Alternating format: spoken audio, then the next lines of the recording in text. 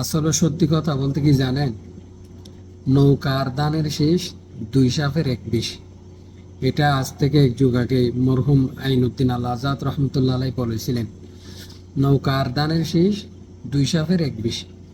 এরা মুখেই বলে ক্ষমতা নাই, ক্ষমতা নাকি জনতা, ক্ষমতা জনতা জনতা। আসল কথা হচ্ছে এরা মুখে বলে, এরা আসলে এরা চাই ক্ষমতা, নু জনতা, অনলি ক্ষমতা। এরা যে কোনো উপায়ে এদের ক্ষমতাই দরকার।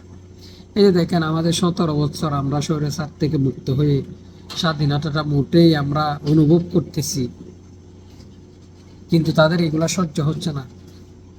তারা চায় দ্রুত নির্বাচন, তারা চায় দ্রুত তারা ক্ষমতা নিয়ে নেবে, এবং তাদের এই যে আগে যেগুলা ছিল না, চুরি ডাকাতি দান্দাবাজি, এইসব করার জন্য।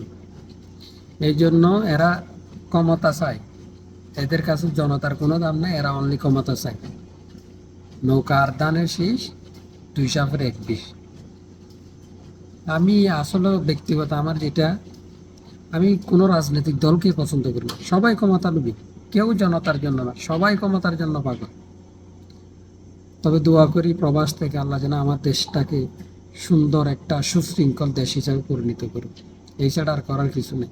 বাংলাদেশে যে বিএনপি, আওয়ামী লীগ, অন্যান্য সংগঠনগুলো ক্ষমতার জন্য যেভাবে পাগলা কুকুরের মতো পাগল হয়েছে, হয়তো বা কয়েক মাসের ভিতরে দেশ আগের মতোই ফিরে যাবে, সুশৃঙ্খল হবে না।